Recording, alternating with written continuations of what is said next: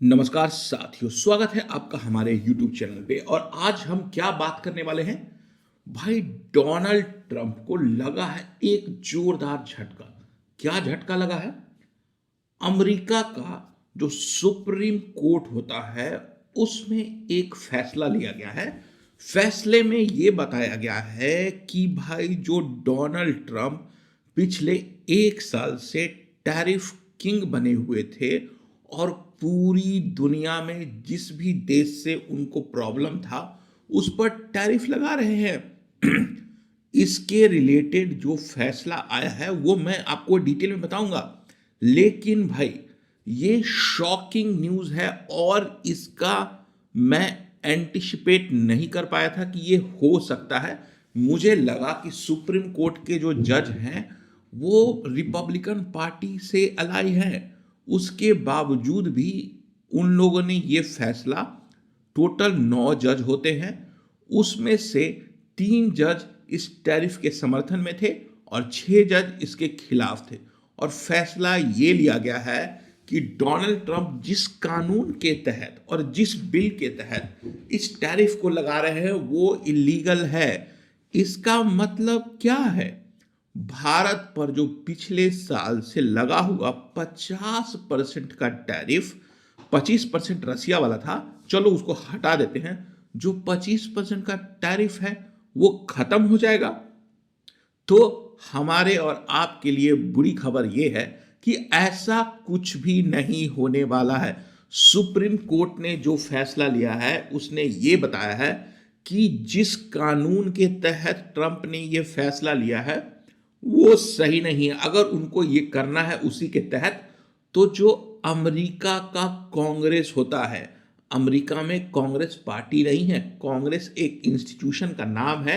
समझ लो कि वहां पर जो लोकसभा है अपना, उस तरीके के जो इलेक्टेड मेंबर होते हैं उसको कांग्रेस बोलती है और वहां पर कानून पास होता है तो डोनाल्ड ट्रंप को वहां से पास करवाना पड़ेगा। और भाई तो अभी क्या स्टेटस है? भारत के ऊपर 0% टैरिफ लगेगा। आइए समझते हैं इस वीडियो में। बट आगे बढ़ने से पहले दोस्तों एक छोटा सा रिक्वेस्ट है मेरा, आप मेरे चैनल को सब्सक्राइब कर दो और वीडियो को लाइक करना ना भूलें। और पहले समझ लेते हैं कि पूरा डिटेल में क्या है, आपको मजा आएगा। SCOTUS, आप पूछोगे ये क्या है भाई? जैसे पोटस, POTUS मतलब president of the United state, ये ट्विटर पर और एक्स पे आपको इसका अकाउंट मिल जाएगा। उसी तरीके से SCOTUS मतलब supreme court of the United states strikes down Trump's tariff. मतलब टैरिफ जो लगाया था जो डोनाल्ड ट्रंप ने पूरी दुनिया के ऊपर, उसको भाई मतलब खारिज कर दिया। अब क्या होगा? Chief justice Robert ruled that the power to levy duties resides strictly with Congress, not the President's emergency executive orders। मतलब ये कांग्रेस से करवा के आओ, खुद से नहीं होगा, हम नहीं मानेंगे। अब इंडिया वाला एंगल क्या है? Heavy 25% reciprocal tariff, nullified immediate relief for the exporters. अभी ऐसा कानून के तहत हो गया है, लेकिन अभी रुकिए, आगे मैं बताऊंगा आने वाले समय में।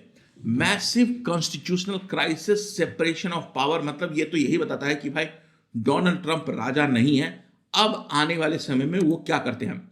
अब ये लॉ क्या है, थोड़ा इसको भी डिटेल में समझ।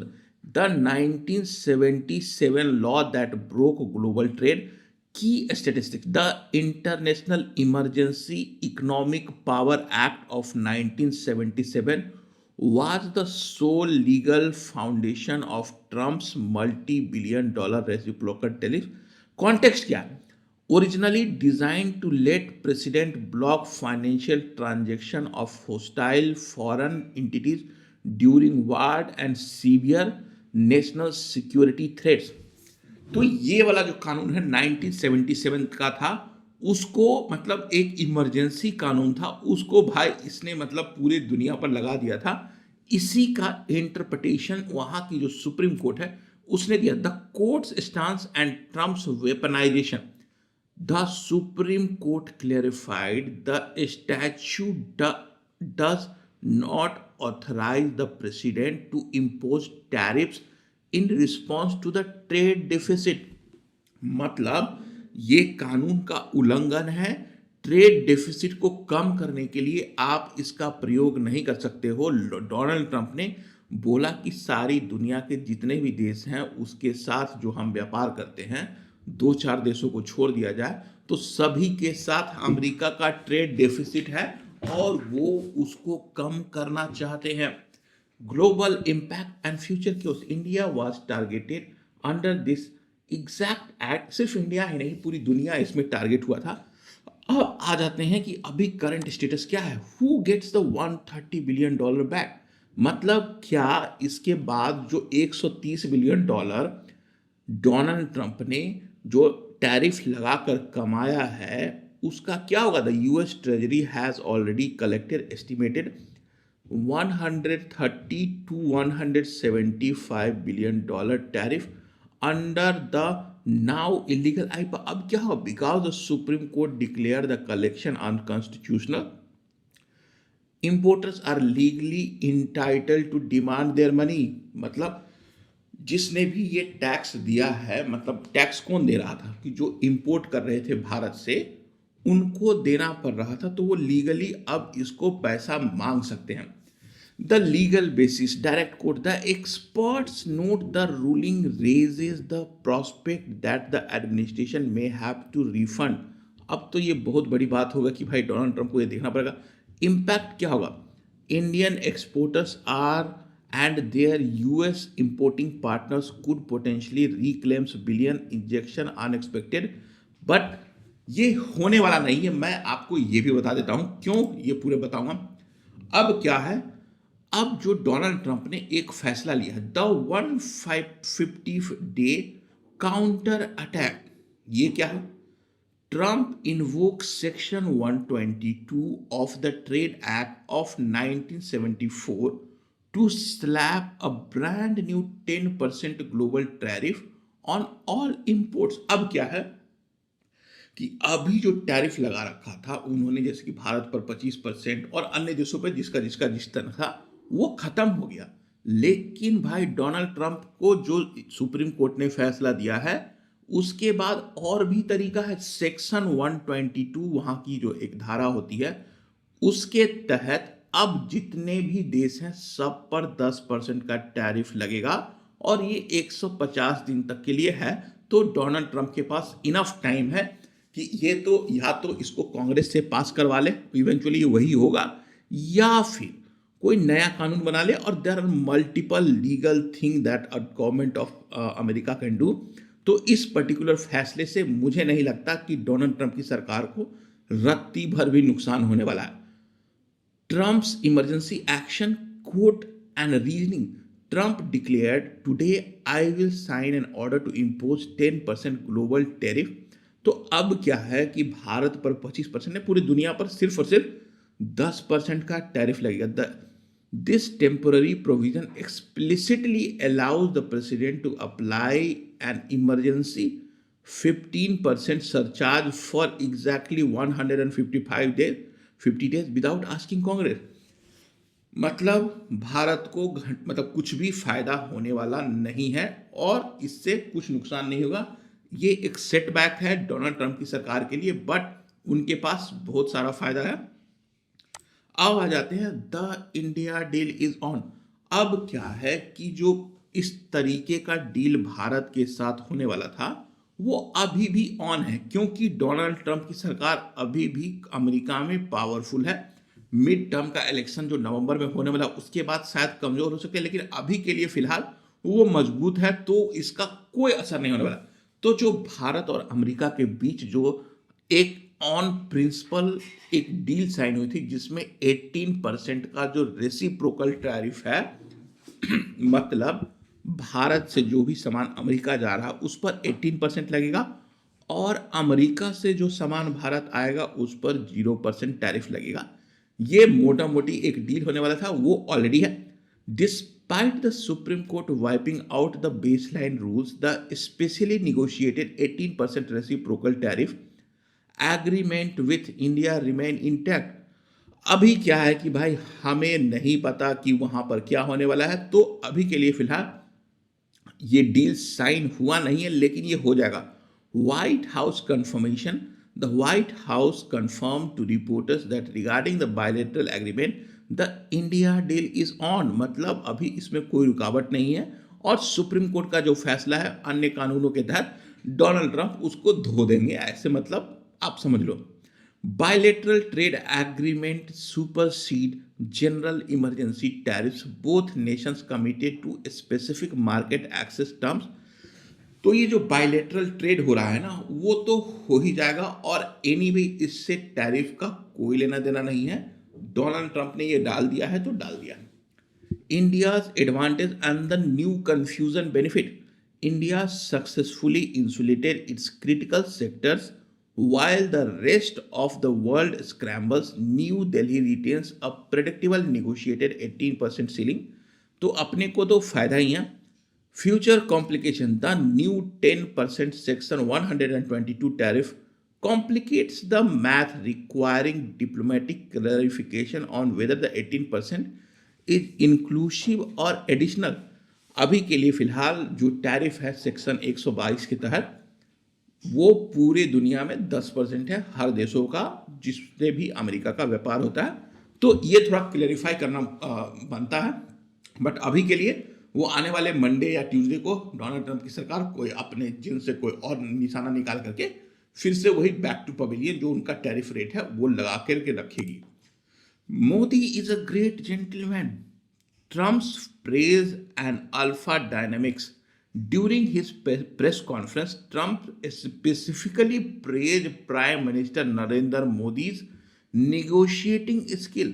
Trump frames trade as battle of alpha leaders, respecting those who fight hard to protect their मतलब इंटरेस्ट। मोदी जी के बहुत बड़े फैन है डोनाल्ड ट्रंप, ये बोलते हैं। और सिर्फ मोदी जी के लिए ही नहीं भाई, अगर मैं बताऊं तो डोनाल्ड ट्रंप सभी की ऐसे ही मार मतलब क्लास लेते हैं। हाँ, president ji is one of my, I have a very good relationship, but सभी के ऊपर धीरे से हमला करते हैं। तो इस ऑप्टिक्स का कोई मतलब नहीं है। डोनाल्ड ट्रंप क्या बोलते हैं, क्या the only thing that really matters that is action. The smarter quote and justification. Trump stated, I think Prime Minister Modi is a great gentleman, but he was much smarter than the people he was against the United States. Trump uses India as the ultimate example of a country that historically protected its market, justifying why America must now do that. America ने भाई जब ये reciprocal tariff लगाया था ना, जिस दिन Modi ji America गए थे ठीक उसी दिन ऐलान किया था और भारत उनके टारगेट पर था। और ये आप बात समझ लो कि उन्होंने इंडिया को एग्जाम्पल बना के रखा था कि सबसे ज्यादा प्रोटेक्शनिस्ट कोई मार्केट है तो वो इंडिया ही है। डिप्लोमैटिक फ्यूचर एग्रेशन बेनिफिट फलाना का India angle. This public validation ensures that despite global trade wars, the personal diplomatic rapport between the US and India remains highly secure and functional. Donald Trump चाहे जो भी बोले, जो America की establishment है और वहाँ के जो सेनेटर्स हैं सभी के सभी लोग इंडिया को लेकर के बुलिश हैं और अमेरिकन कंपनीज हैं वो भी भारत में इन्वेस्ट करें। अभी एआई का जो समिट हुआ है उसमें बहुत सारे डील्स साइन हुए हैं और आने वाले समय में the inflow of FDI and the investment towards India is going to get up. अगर ये ट्रेड डील हो जाता है तो भारत के पास एक बहुत बड़ा मौका है जिसको भारत ने गवा दिया था, जिसको चाइना ने लपक करके अपने देश को ग्रोथ के ट्रेजेक्टरी पर ऊपर कर दिया था। भारत के लिए ये बहुत बड़ा मौका है और इसको छोड़ना नहीं है। द 18 वर्सेस, देखो अभी क्या है कि जो रियलिटी है उसमें यही है कि भारत से जो भी सामान अमेरिका जाएगा उस पर 18% का टैरिफ लगेगा और वहां से जो यहां आएगा उस पर 0%।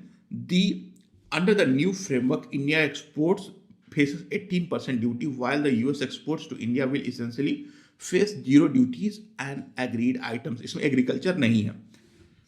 Trump's rationale and US leverage, quote reading, Trump explained the new dynamics. So the deal with India is they pay tariffs. It's fair deal now. देखो पूरा इन नट से अगर समझ में आता है, भारत में कोई भी सामान बनता है ना तो उसको बनाने का खर्चा बहुत कम होता है। Even if the tariff is 18%, अगर वो हम अमेरिका में बेचते हैं तो we will always be in profit. That's a thing.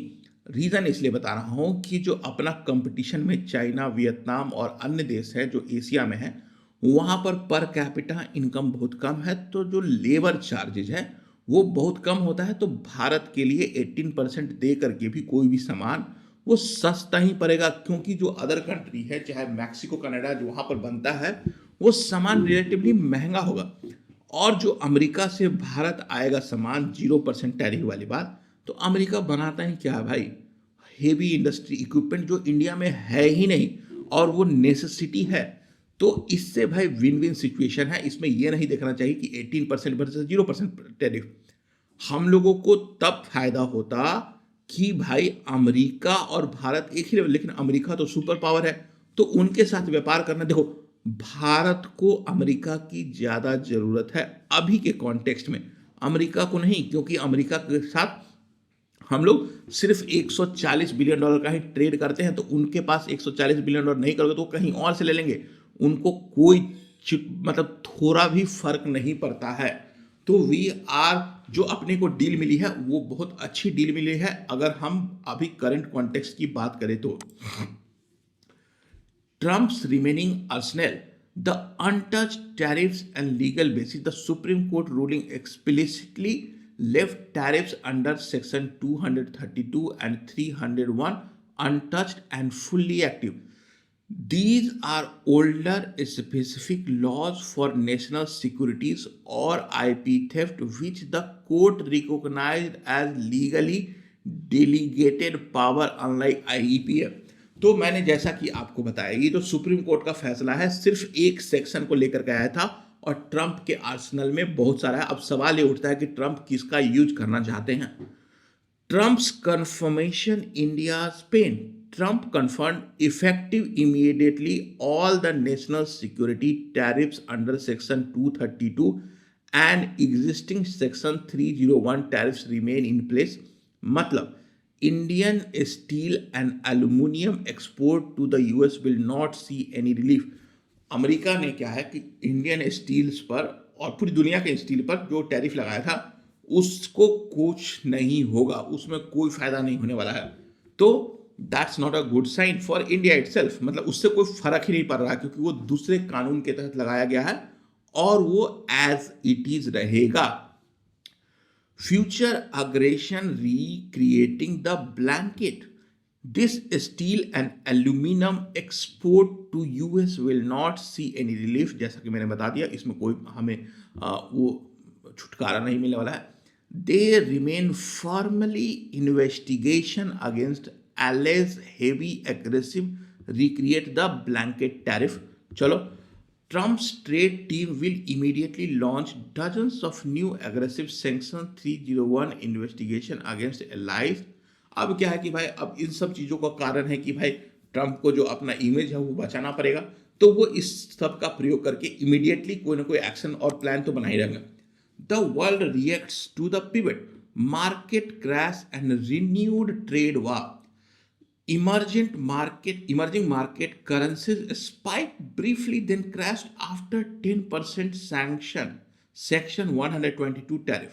The world thought that the trade war was over, only to be dragged back in hours later. सभी को यही लगा कि भाई अब तो जीत गए, अब तो ट्रेड वार नहीं होगा, जैसा पहले था वैसे नहीं। भाई ऐसा कुछ नहीं होने वाला है। और ये रियलिटी पता चलने के बाद जो करेंसी फॉरेक्स एक्सचेंज होता है उसमें उनको झटका लग गया। Uncertainty and unpredictability. A Wells Fargo macro strategics noted this could be marginally positive for EMFX, mostly because it underscores the policy of uncertainty out of the USA.